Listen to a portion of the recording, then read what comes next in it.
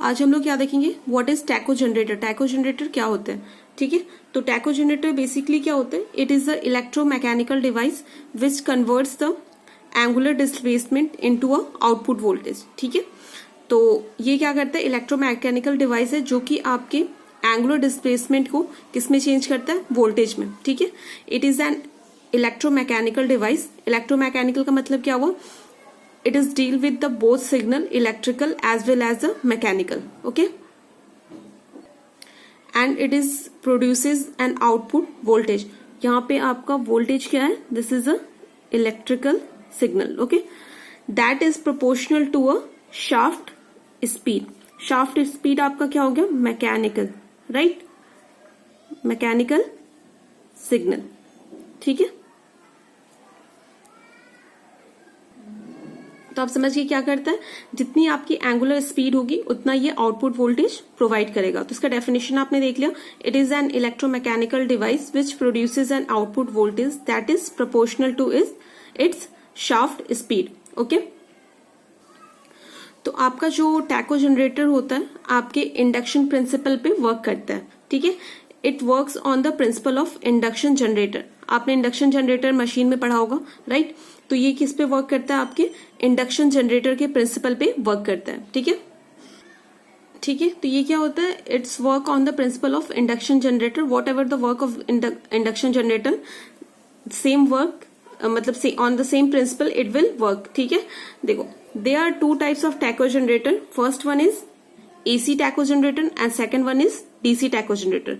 आप induction generator का जो भी प्रिंसिपल होगा आप मशीन के सब्जेक्ट में पढ़ोगे, राइट।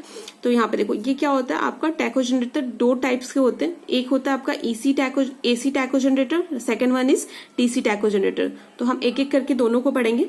तो आपका जो फर्स्ट होगा वो होगा डीसी टैको जनरेटर। तो डीसी टैको जनरेटर के सबसे पहले हम कंपोनेंट्स देखेंगे, राइट। तो DC tacho generator resemble a small motor, ठीक है। In this it comprises of the stator with a permanent magnetic field. क्या क्या इसमें होता है, आपका फर्स्ट होता है एक स्टेटर होता है जो कि जिसमें क्या होता है, परमानेंट मैग्नेटिक फील्ड के साथ होता है।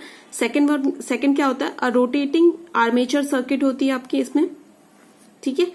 A commutator and the brush assembly होती है, ठीक है। तो क्या क्या मेन कंपोनेंट्स इसके क्या क्या है, स्टेटर है आपका with a permanent magnetic field, rotating armature circuit है, then commutator and brush assembly, right. तो ये आपके इसके कंपोनेंट हैं, जो तीन इसके मेन कंपोनेंट्स हैं ये हैं, ठीक है। देखो, इसमें क्या होता है कि rotor is connected to the shaft. आपका इसमें क्या होता है, रोटर किससे कनेक्ट होता है, शाफ्ट से, जो कि आपके शाफ्ट को मूव करता है, ठीक है। उसके बाद क्या होता है कि the output voltage is proportional to the angular velocity of shaft.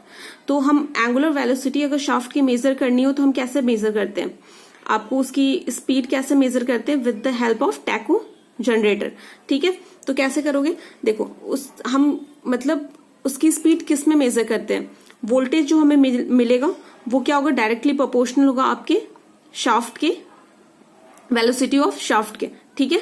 तो ये लिखा हुआ है कि the output voltage is proportional to the angular velocity of shaft. यहां तक समझ में आया।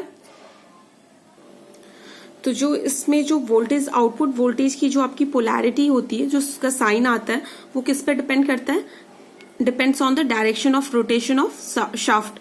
कि आपकी शाफ्ट की जो डायरेक्शन है किस डायरेक्शन में, एंटी क्लॉकवाइज है या फिर क्लॉकवाइज डायरेक्शन में, तो उसके अकॉर्डिंग क्या होता है, आपकी वोल्टेज की पोलैरिटी आती है। आपकी आउटपुट वोल्टेज जो आपको मिलता है वो उसकी जो पोलैरिटी होती है आपके जो भी शाफ्ट का रोटेशन होता है, डायरेक्शन होता है, उसके हिसाब से होता है। तो यही लिखा है कि the polarity of the output voltage depends on the direction of rotation of shaft, ठीक है।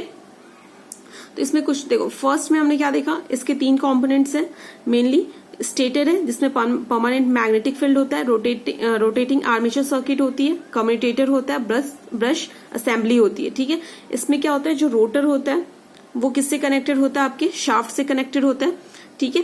तो जो इसका और ये जो आउटपुट वोल्टेज होता है ये किसके प्रोपोर्शनल होता है, आपके एंगुलर वेलोसिटी ऑफ शाफ्ट के प्रोपोर्शनल होता है, ठीक है। लास्ट हमने क्या देखा कि the polarity of output voltage depends on the direction of rotation of shaft. Shaft के डायरेक्शन रोटेशन, उसका मतलब किस डायरेक्शन में वो रोटेट कर रहा है उस पर डिपेंड करता है आपका पोलैरिटी ऑफ वोल्टेज। ठीक है,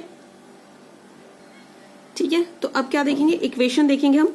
तो ये क्या है, हमारा डीसी टैको जनरेटर का डायग्राम है। ठीक है, ये हमारा शाफ्ट लगा हुआ है। ठीक है, तो इस शाफ्ट की जो स्पीड होगी वही उतना ही उसके प्रोपोर्शन में हमें क्या मिलेगा, आपको यहाँ पे आउटपुट मिलेगा, आउटपुट वोल्टेज, राइट। थीटा क्या है आपका, एंगुलर डिस्प्लेसमेंट है, और थीटा डॉट क्या है आपका थीटा डॉट क्या है, एंगुलर वेलोसिटी है। ठीक है, क्योंकि आपका वेलोसिटी क्या होता है, ये आपका क्या होगा, थीटा इज डिस्प्लेसमेंट, राइट। तो वेलोसिटी क्या लिख सकते हैं, D theta by D T, right, ऐसे लिखते हैं ना। तो देखो, the dynamics of DC tacho generator can be represented by equation. ठीक है, इसका इक्वेशन इस तरह से होता है। यहां से हम क्या देखेंगे, जो हमने पता है कि जो हमें आउटपुट मिलेगा वो किसके प्रोपोर्शनल होगा, आपके एंगुलर डिस्प्लेसमेंट के प्रोपोर्शनल होगा। ठीक है, तो यहां से हम क्या लिख सकते हैं, डी थीटा बाई लिख सकते हैं D theta by D T, right. Angular जो इसकी स्पीड होगी उसके प्रोपोर्शनल होगा आपका आउटपुट वोल्टेज। ठीक है, आउटपुट वोल्टेज, तो ईटी प्रोपोर्शनैलिटी, मतलब प्रोपोर्शनल हटाने के लिए एक प्रोपोर्शनैलिटी कांस्टेंट हम लगा देते हैं। ठीक है, तो क्या हो जाएगा, D theta by D T. ठीक है, तो हम इसे क्या लिख सकते हैं, के टी इंटू थीटा डॉट। ठीक है, डिफरेंशिएशन को हम कैसे लिख सकते हैं, थीटा डॉट से रिप्रेजेंट कर सकते हैं। तो ये आपका क्या आ गया, आपका डीसी टैको जनरेटर का इक्वेशन आ गया, जहां पे ई आपका क्या है, मैंने आपको बताया, जो ईटी है आपकी, ईटी क्या है आपका, is a output voltage, right. Theta क्या है, theta is a rotor displacement है आपका, और थीटा डॉट क्या हो जाएगा, उसकी स्पीड हो जाएगी, एंगुलर स्पीड हो जाएगी। के क्या है, केटी क्या है, KT is a sensitivity of tacho generator, जो प्रोपोर्शनैलिटी कांस्टेंट हमने प्रोपोर्शनैलिटी हटाने के लिए जो कांस्टेंट लगाया था वो क्या है, केटी इसे क्या कहते हैं, sensitivity of a taco generator. ठीक है, ठीक है। तो ये हमारा क्या हो गया, इसका इक्वेशन हो गया आपके डीसी टैको जनरेटर का। देखो ईटी क्या है, यहाँ पे आपके एंगुलर जो स्पीड है उसके प्रोपोर्शनल है, जितनी आपकी एंगुलर स्पीड होगी उतना हमें आउटपुट वोल्टेज मिलेगा। ठीक है, यहां तक समझ में आ गया। तो इसके कुछ डिसएडवांटेजेस हैं आपके, हाई फ्रीक्वेंसी रिपल जनरेट होता है आपके कम्युटेटर और ब्रश के कारण। ठीक है, इसका मेंटेनेंस जो होता है बहुत ही डिफिकल्ट होता है। ठीक है, तो हम इसके बाद क्या देखेंगे, ये आपका डीसी टैको जनरेटर हो गया, राइट। इसके बाद हम क्या देखेंगे, एसी